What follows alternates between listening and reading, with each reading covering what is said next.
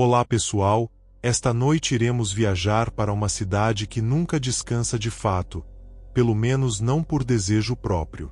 Sejam bem-vindos ao Império Romano, onde o chão é de pedra, a água raramente chega morna e o conceito de privacidade ainda está a cerca de 1500 anos no futuro. Você passará um dia inteiro na Roma antiga e acredite, as chances de haver problemas são extremamente altas. Não haverá café da manhã em buffet, descarga ou protetor solar fator 50, mas assim um galo histérico te despertando às 5 da manhã, vizinhos barulhentos e um dia repleto de confusões, desconfortos leves e molho de peixe fermentado. Então, antes de se acomodar, tire um momento para apreciar o vídeo e inscrever-se no canal, mas apenas se realmente aprecia o que eu faço por aqui. E me conte nos comentários de onde você está assistindo e que horas são aí agora.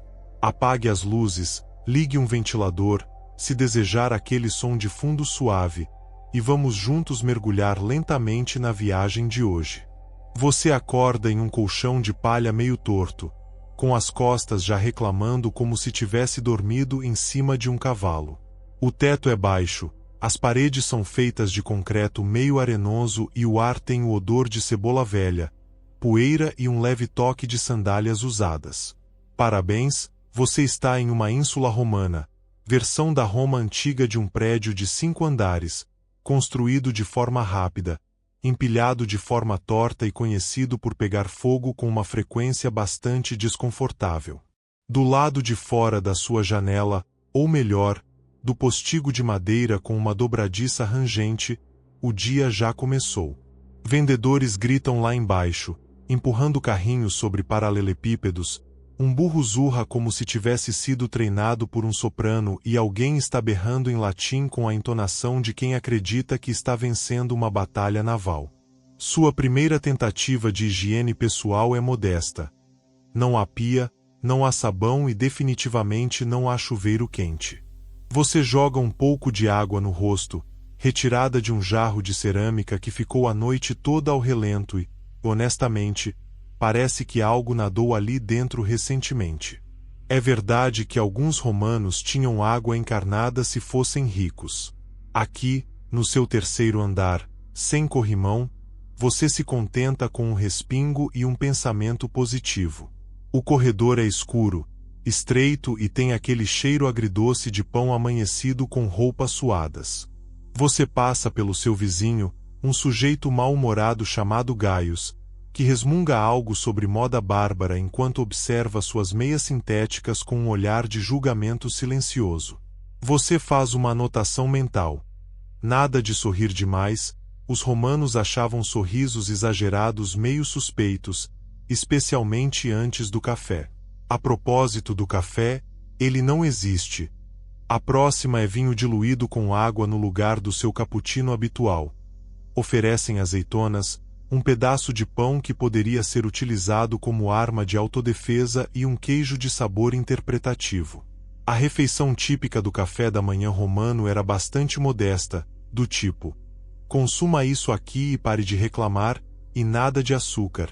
Isso ainda vai demorar uns séculos. Você enfrenta uma espécie de papa de cevada, que tem gosto de mingau cansado, textura de argamassa e uma sensação de quem teve essa ideia. Historiadores ainda discutem se esse prato era mais salgado ou mais doce, mas todos concordam que ele não era especialmente memorável. No térreo, uma vizinha já está estendendo roupas em uma corda que atravessa o beco inteiro. Túnicas, lençóis e o que parece ser a meia de um gladiador balançam ao vento. O pátio interno da ínsula está animado. Uma mulher varrendo poeira para cima de outra poeira, um menino correndo atrás de uma galinha e um gato sentado como se estivesse pensando. Patéticos todos vocês, seu senhorio, um tal de Lúcio, aparece do nada exigindo aluguel em sestercios, moeda romana clássica que você claramente não possui. Você tenta negociar com uma caneta moderna brilhante, mas ele nem pisca. De repente, inicia-se uma procissão fúnebre na rua. Os funerais em Roma costumavam ocorrer bem cedo, tanto por tradição quanto para evitar congestionamentos de carroças. Uma pequena banda desafinada toca uma melodia triste e uma mulher contratada especificamente para chorar se destaca em seu lamento dramático. Você observa com interesse até receber um olhar desaprovador de uma matrona que claramente considera sua curiosidade de péssimo gosto. Você decide sair para dar uma volta. As ruas estão repletas de pés, cascos e gritaria. Calçadas, como conhecemos, ainda não são padrão. Em vez disso, há umas pedras altas para atravessar a rua sem pisar no que não se deve, se é que me entende. Você desvia de uma poça de origem duvidosa com orgulho. Um ponto para você. Na esquina, há uma padaria, ou melhor, um forno público onde as pessoas levam a própria massa para assar. O cheiro é maravilhoso, mas o padeiro avisa que não há amostra grátis. Você aceita com resignação, mastigando seu pão em formato de tijolo. Aliás, a maioria das casas romanas nem tinha cozinha, pois cozinhar era perigoso e incômodo. Melhor fazer tudo na rua ou comprar pronto. É por isso que tantas receitas envolviam queimar até ficar comestível. Historiadores ainda debatem se os romanos mais pobres usavam braseiros dentro de casa com frequência ou se isso era apenas uma receita para sufocamento. De qualquer forma, você está feliz por não ter tentado. Agora é meio da manhã e o sol já começou a aquecer as paredes de pedra como uma torradeira a médio. Você transita através de sua túnica que, a propósito, é basicamente um lençol atado com um cordão. Ela se eleva quando você caminha e desce quando você se senta, e em nenhum momento parece confortável. Você começa a sentir falta do seu bom e velho moletom de algodão. Acima de você, vestimentas penduradas balançam como bandeiras de uma guerra contra o sabão. De repente, uma janela se abre e alguém despeja um balde de resíduos noturnos com um simpático grito de Cave, o famoso "se liga aí, Romano". Você desvia a tempo, mas a calçada não tem a mesma sorte. Você nem chegou ao meio-dia e já sente saudades do desodorante, do celular e do som reconfortante da geladeira. Mas você está aqui, está de pé. Por enquanto, você decide que, para sobreviver a esse dia, é melhor se misturar à multidão e tentar parecer um cidadão romano respeitável. Quer dizer, tão respeitável quanto dá para ser usando uma túnica emprestada e com aroma de forno a lenha. Você ajeita a faixa na cintura, tenta não parecer perdido e segue em direção ao fórum. O Fórum Romano é o coração pulsante da cidade. É como a praça central, mas com colunas gigantes, estátuas sem nariz e mais julgamentos públicos. Há de tudo: discursos, comércio, fofocas e um número desconcertante de pombos. O barulho é constante. Um senador faz um discurso inflamado sobre a moral da juventude. Ninguém parece ouvir, mas todos fingem interesse. Você observa à distância, tentando parecer sério. Dica: os romanos adoravam aparentar seriedade nas ruas. Há homens vestidos com togas dobradas com uma precisão quase artística. A toga é o traje de gala deles, mas, sinceramente, parece mais um cobertor que exige instruções de montagem. Você agradece mentalmente por estar de túnica, menos respeitável, sim, mas pelo menos você não tropeça em si mesmo.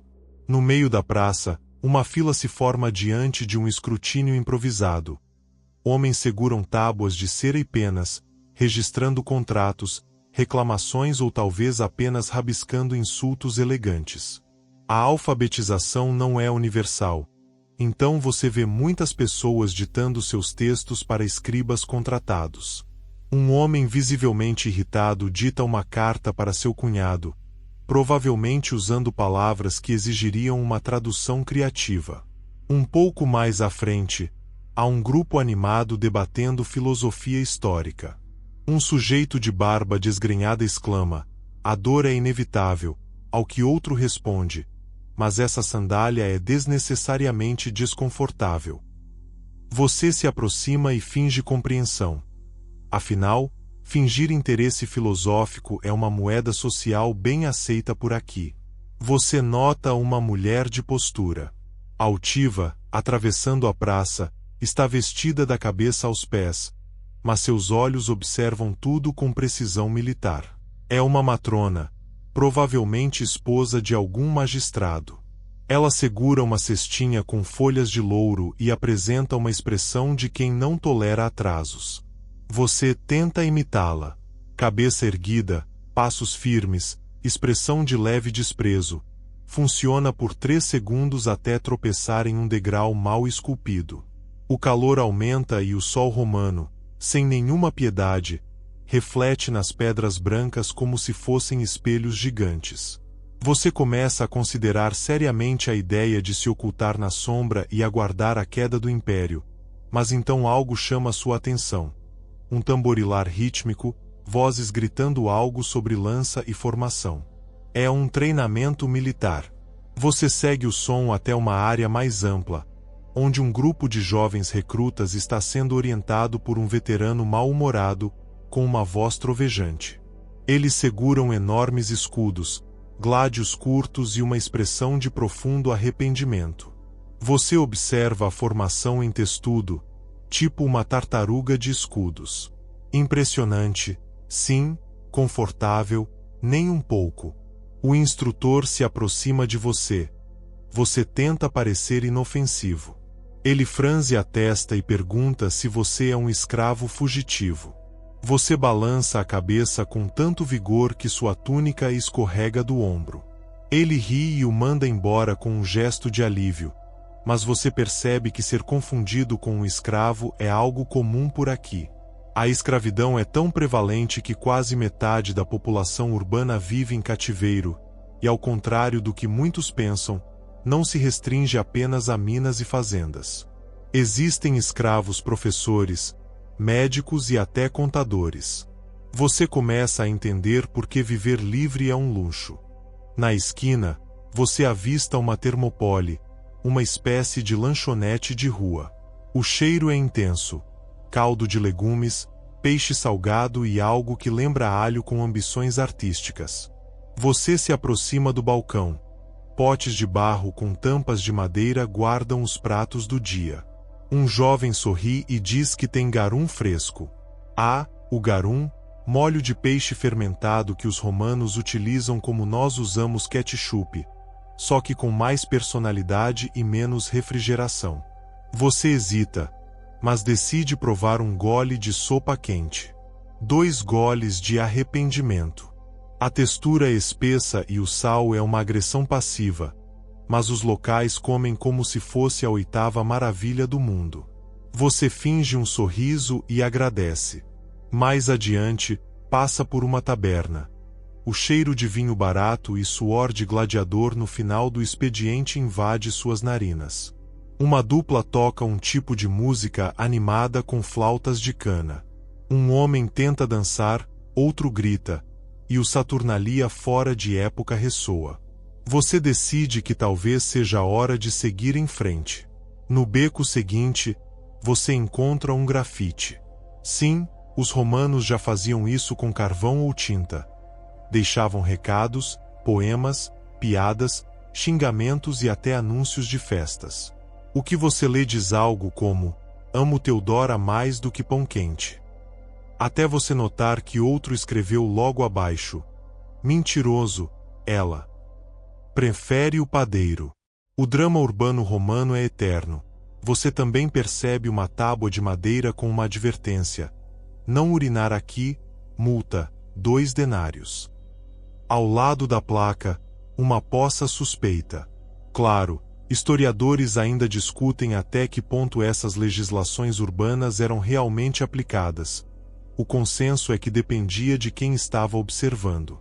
O calor incide novamente, seu estômago resmunga e você encontra uma pequena sombra projetada por uma estátua de Júpiter segurando um raio. Você se senta exausto e observa crianças correndo. Um homem discute o preço de uma ânfora. Um cachorro dorme como se tivesse compreendido os segredos do universo. Você começa a perceber que, apesar de todos os desconfortos, esta cidade é vibrante. Bagunçada, quente, barulhenta, mas vibrante.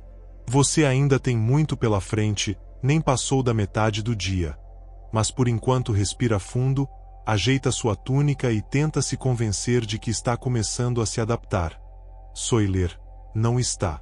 Depois de algum tempo tentando se esconder sob a sombra generosa e levemente desgastada da estátua de Júpiter, você percebe que a cidade não cessa. Aliás, Roma parece ter uma norma tácita. Se você permanecer parado por mais de 5 minutos, alguém presumirá que você está perdido, morto ou endividado. Você se levanta, estala os joelhos com um som que seria considerado um presságio em algumas culturas e decide explorar um pouco mais. Camina pelas ruas de paralelepípedos irregulares, o suficiente para convencê-lo de que a medicina romana provavelmente lucrava consideravelmente com tornozelos torcidos. Logo você começa a notar um padrão curioso. Pessoas andando em fila, todas carregando vasos, baldes e uma paciência que só pode vir da necessidade. Elas estão indo até a fonte pública, ou melhor, o grande Castellum Aquae, uma das muitas estruturas que distribuem água dos aquedutos. Porque, veja bem, a cidade é abastecida por quilômetros de canais de pedra que trazem água fresca desde regiões distantes. Nada mal para um império que ainda não inventou o parafuso Phillips. Você se aproxima da fonte, tentando agir como se já tivesse feito isso 1000 vezes. A água escorre com fluidez, mas um homem com toga curta e olhar de funcionário municipal o observa com desconfiança. Temos ordem de chegada, diz ele, e você recua como um bom forasteiro obediente. Roma é assim. Regras não escritas, mas vigorosamente aplicadas por senhores que parecem ter nascido de toga. Enquanto espera, você ouve um boato. Alguém está vendendo gelo em Roma, isso desperta sua curiosidade moderna, até descobrir que é basicamente neve compactada trazida das montanhas em potes forrados de palha, vendida a preços que fariam um refrigerante de cinema parecer caridade. Você decide passar com seu balde de água em mãos, o qual conseguiu fingir. Ser sobrinho de um senador, ninguém solicitou evidência. Você vai em direção a uma ínsula. Não é uma ilha tropical. É um edifício de apartamentos romano, e se você pensava que os romanos apenas habitavam em vilas majestosas com colunas corintianas, prepare-se para a realidade de pessoas empilhadas em cubículos de madeira e tijolos separados por paredes tão finas quanto papel de papiro. Você adentra a ínsula empurrado por uma senhora com a força de uma gladiadora e aroma de alho fritos.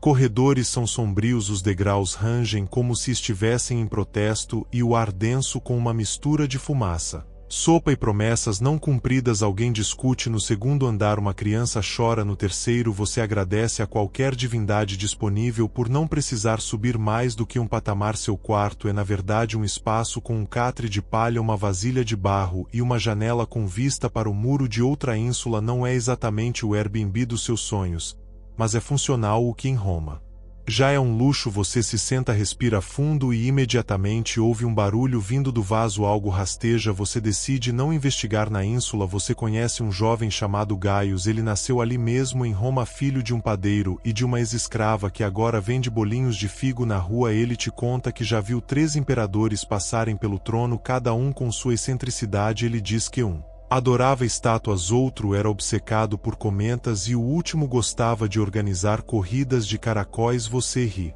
Gaius não conversa, muda para a segurança ou a ausência dela à noite. As ruas de Roma não são exatamente um convite ao passeio. Lâmpadas a óleo são escassas e os guardas da cidade, os vigiles, têm como função primordial apagar incêndios e tentar, com variações de sucesso, evitar que os bairros se tornem zonas de guerra entre gangues rivais. Isso mesmo, Roma possui gangues, algumas com nomes, cores e hinos, uma espécie de torcida organizada com menos futebol e mais punhais. Historiadores ainda debatem se os vigiles atuam é mais como uma força policial ou como agentes de controle político. A resposta provavelmente é Depende de quem você era e quanto devia ao Estado. Gaius te ensina a trancar a porta com uma tábua atravessada. Você agradece e começa a entender que no Império confiar é bom, mas calçar a sandália é melhor e de preferência dormir com um olho meio aberto. Quando a tarde começa a se inclinar para o início da noite, você decide explorar um pouco o lado higiênico de Roma. Afinal, é preciso cuidar de certas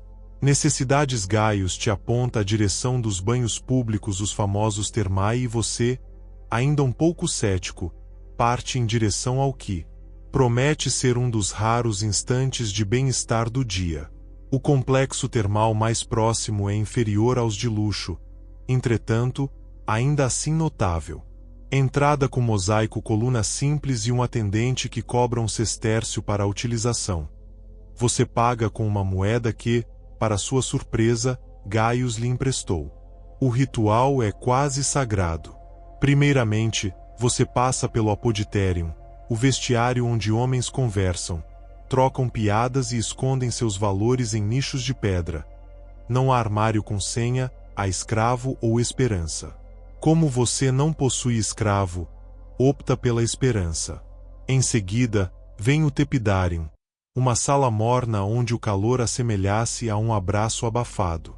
Você começa a suar em segundos, o que, considerando o dia, parece um alívio e uma forma de desabafo corporal. Depois, o caldarium, onde a água quente borbulha em piscinas profundas e o vapor embaça tudo. Alguém despeja óleo perfumado na água e inicia a recitação de versos de Ovídio. Você acha encantador ou apenas está atordoado? A última etapa é o frigidarium, o banho frio. Você hesita, mas adentra. A água gela a alma, assusta os rins e leva você a reconsiderar várias escolhas de vida, mas é revigorante. Ao sair, um escravo com uma espátula de metal, o estrigil, oferece-se para raspar seu corpo coberto de óleo e sujeira. Você recusa educadamente, o estrigil assemelha-se a uma arma branca. Você retorna para a ínsula sentindo-se limpo, fatigado e levemente traumatizado. Caio sorri ao vê-lo vivo. Primeira vez sempre assusta, ele diz. Você não questiona se ele se refere aos banhos ou à cidade. A noite começa a descer sobre Roma e, com ela, uma nova coleção de desafios. O dia ainda não chegou ao fim e sua resistência está começando a mostrar fissuras, mas você respira fundo. Afinal, sobreviveu ao caldarium, pode sobreviver ao restante ou não. A noite chega como um cobertor cheio de buracos. Em Roma, a escuridão não traz silêncio, apenas substitui os sons do dia por outros, talvez mais incômodos. Os martelos cessam, mas os gritos se intensificam. As carroças param, mas as canções embriagadas começam. Você tenta fingir que está em casa, deitado em sua esteira de palha, mas a realidade romana bate à porta, literalmente. Alguém confunde seu cubículo com uma latrina pública. Bem-vindo à vida noturna do Império. Decide que, já que não vai dormir de qualquer forma, é melhor explorar. Sai da ínsula tentando fazer pouco barulho e descobre que a noite romana é uma outra Roma. As sombras são longas, as tochas escassas e os becos estão repletos de sussurros. Você ouve o tilintar de moedas, o estalo de dados e o som universal de quem deseja vender algo que provavelmente lhe causará arrependimento. Pelas vielas, há tavernas iluminadas com lamparinas de azeite, cada uma emitindo uma névoa própria de fumaça. Vinho e mais escolhas, você se insere em uma delas mais por necessidade do que por desejo. O teto é baixo, o chão pegajoso e o vinho servido em copos de barro parece ter sido decantado em um porão duvidoso, mas o ambiente é vibrante. Homens rindo alto, mulheres debatendo filosofia em voz embriagada, um cachorro repousando sobre um par de sandálias que evidentemente não lhe pertencem. Você solicita vinho. O atendente, um homem com um olho levemente cerrado e um bigode respeitável, apenas questiona: com ou sem água? Isso lhe confunde. Aparentemente, os romanos diluíam o vinho porque consumi-lo puro era considerado algo de bárbaros. Você pede com água e reza para que a água não provenha do Tibre. O sabor é aceitável e o álcool realiza o restante da tarefa. A mesa ao lado lança dados romanos, pequenos ossos com números marcados. A aposta está acirrada. Um homem chamado Lúcius ri alto sempre que vence e ainda mais alto quando perde. Ele lhe convida a participar do jogo. Você hesita, mas ele insiste. Você joga, perde, evidentemente, o dado é viciado, provavelmente, mas Lúcius lhe proporciona um pedaço de pão como prêmio de consolação. É duro o suficiente para ser uma arma branca, mas o gesto é significativo. Historiadores ainda debatem até que ponto os jogos noturnos em Roma eram meramente entretenimento ou desguises para acordos mais sinistros. Os dados, por exemplo, eram ilegais por lei, exceto durante a Saturnália.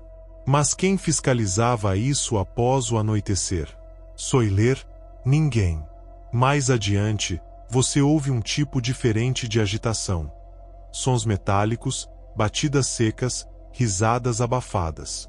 Você está próximo de uma arena menor, utilizada para treinos de gladiadores e lutas amadoras noturnas. Você se aproxima. Um grupo observa dois homens se enfrentando com espadas de madeira. A plateia vibra como se fosse uma final de Copa. O vencedor é erguido nos ombros, enquanto o perdedor, bem, recebe uma taça de garum e uma faixa de pano no ombro. Você dialoga com um homem corpulento, marcado por cicatrizes e dentes dourados. Ele lhe diz que já foi gladiador e que agora treina jovens promessas. A chave é não morrer, afirma com um sorriso, um conselho universal, mas aqui tem peso literal. Você se despede e continua a andar. O cheiro de fumaça intensifica-se adiante. Um grupo de homens carrega baldes. Um incêndio começou em uma padaria. Os vigias estão lá, tentando conter as chamas com táticas que parecem ter sido inventadas por um poeta embriagado. Eles gritam, jogam areia, batem com panos molhados. Um dos baldes se quebra no meio do trajeto. Ninguém parece surpreso. Você oferece ajuda. Um vigia lhe entrega um balde rachado e aponta. Você corre e joga água, escorrega e quase derruba parte da decoração carbonizada. Agradecem sua assistência com um pão recém-resgatado das chamas, que está parcialmente tostado. Aceita. Você descobre que à noite os deuses parecem repousar ou talvez estejam apenas fatigados da desordem. Ainda assim existem rituais. Uma mulher em vestes brancas incendeia ervas e murmura súplicas a Diana, a deusa da noite. Um homem lança moedas em um altar improvisado a Mercúrio solicitando sorte para um roubo futuro. Talvez Roma habite no limiar entre o sagrado e o prático. Você passa por um templo fechado e observa as colunas sob a tênue luz da lua. Alguém deixou um pote de mel aos pés da estátua. Um gato negro passa apressado. Você não sabe se é um augúrio ou apenas Roma sendo Roma. Enquanto o céu se torna ainda mais escuro, você sente os efeitos do vinho e do cansaço. Suas pernas doem, seus olhos pesam e seu senso de direção está em debate interno. Você decide regressar. No caminho vê dois homens discutindo em voz alta sobre o custo do azeite. Um deles afirma que os egípcios estão sabotando as exportações. O outro culpa os cartagineses. Mesmo que Cartago tenha sido destruída séculos atrás, é o equivalente romano a culpar o estagiário. Você encontra sua ínsula. Gaius dorme roncando como uma tuba humana. Você se acomoda novamente na esteira, agora com o acréscimo de algumas farpas no quadril. Fecha os olhos e por um breve instante o silêncio, ou quase lá fora um burro começa a zurrar como se anunciasse o fim do mundo. Você ri, está exausto, suado, com fome e cheirando a garum, mas ainda respira. Será que aguenta mais um dia? Soiler, provavelmente não. O dia amanhece antes de seu corpo compreender que dormiu. Uma fresta de luz invade o cubículo como uma lâmina preguiçosa cortando a penumbra com aquele tom alaranjado que em Roma só pode sinalizar já está tarde. Do lado de fora os sons da cidade renascem com a pontualidade irritante de um galo hipermotivado. Carroças, martelos, vendedores, preces, brigas e um bebê chorando, tudo ao mesmo tempo. Parabéns, você sobreviveu à sua primeira noite no Império. Mal sabia você que o dia seria ainda mais exigente. Sua barriga ronca. O pedaço de pão carbonizado de Ontem. A noite virou pó em sua memória e provavelmente no seu fígado você segue Gaius até uma termopolia, algo entre uma barraquinha de pastel e um boteco, o aroma de lentilhas fervendo e peixe seco paira no ar como uma nuvem suspeita. Você pede qualquer coisa que não envolva intestinos, recebe um mingau de cevada com queijo ralado e uma azeitona solitária que parece ter vivido melhores dias. Enquanto come, tentando ignorar a textura de papelão em caldo, observa os outros clientes, um centurião fora de serviço alimentando-se com as mãos, um escriba discutindo com um padeiro sobre a forma correta de soletrar garum, uma senhora gesticulando para comercializar amuletos contra mal-olhado,